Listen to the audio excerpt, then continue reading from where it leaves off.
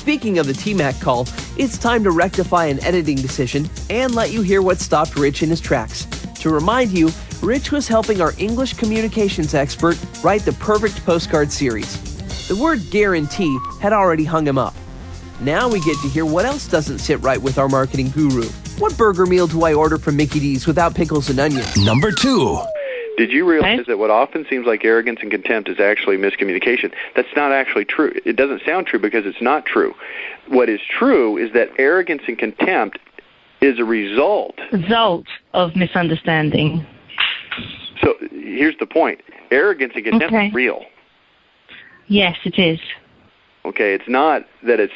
See, here's what we're saying. Did you realize it's actually not arrogance and contempt? It's actually something else. That's not true. What is true is that arrogance and contempt is actually product of this miscommunication, right? So we got to figure out a way to say that. Yeah. Survey says 80% of managers don't command respect from their technical staff. I mean, surely it would be just to go on to explain the problem, and that this leads to arrogance and contempt. Did you realize, I like this, did you realize that lack of communication skills, by managers and, underlined, technologists, leads to misunderstandings? Then we used some good words in the 60-second pitch. What was it? Okay, all right then. For instance, I'll just read the whole thing. We found that in the absence of this kind of training, projects are often delayed, run over budget, and project managers are rude, abrupt, and confrontational. Everyone gets frustrated, and technologists start to resent and disrespect their managers. But its root cause is lack of communication skills by both parties. Okay, got it. Thank you. So here's what I just came up with. Survey says 80% of managers don't command respect from their technical staff. Did you realize that lack of communication skills, by managers and technologists, leads to mistrust, rudeness, disrespect, and confrontation? Or instead of leads to, I say is the root of. Okay? And I might put the word that. Is the root of that mistrust, rudeness, disrespect, and confrontation. So look what we've just accomplished. We've identified that there is a lack of respect, right? And people are going to look at that and go, okay, yeah, I got it. Did you realize that lack of communication skills by managers and technicians is the root of that mistrust, rudeness, disrespect, and confrontation? Now, I've introduced a concept to them that is new to them that they may not have understood. See, this took a little bit of time to work through all of these various versions to get to this, but I think this now is extremely powerful. Okay. See what happened there? Yeah. Let's read it again from the top. Survey says 80% of managers don't command respect from their technical staff. Did you realize? What a great way to start a sentence. Did you realize? Because we're going to give them information that they didn't previously have. And when we say did you realize, it makes them more open to receiving it, other than saying something like, hey, dummy, didn't you know? Right? Yeah. Did you realize lack of communication skills by managers and technologists is the root of that mistrust, rudeness, disrespect, and confrontation? Now, as they flip this over, I head to another subheadline that basically has to start on the solution, right? Yes. See how that solution is the next logical thing? I couldn't talk about the problem anymore. It would be overkill.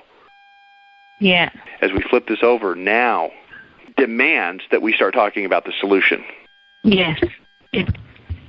Okay, so I like that. I think it's good. Yeah.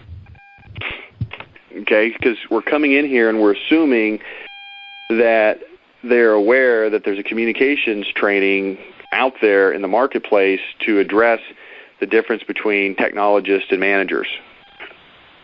Now, granted, this may be the 4th, 8th, 27th postcard in our series, and the further down the series this particular postcard as it's currently situated is, the more likely they are to have a foundation or a framework to understand what it is you're talking about. But if this was the 4th postcard, I wouldn't count on them having any understanding of this. Are you following me? I am. Yeah. There was something important that I forgot to point out on that. On the subheadline where I said, did you realize lack of communication skills by managers and technologists is the root cause of that mistrust, et cetera, I forgot to point out that the dash by managers and technicians with the word and underlined Yeah. I think that's really critical because it shows that there's a shared blame. And it doesn't say to the manager, hey, dummy, it's your fault. And it doesn't say, hey, those idiots, it's their fault. It starts to introduce the concept that, hey, this is a shared problem. This is something that both parties need to work on. Okay.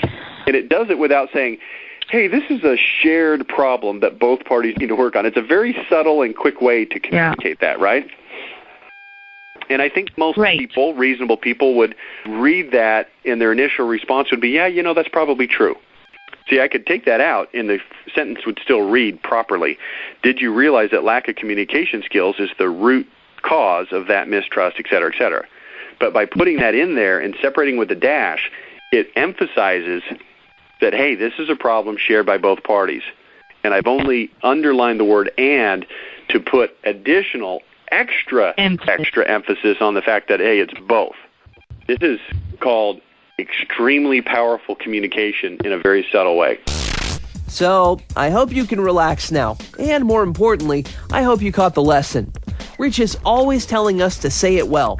Beyond choosing elevator words and getting to the point with the fewest number of them possible, saying it well at its root means saying it truthfully. Remember this when you write your marketing.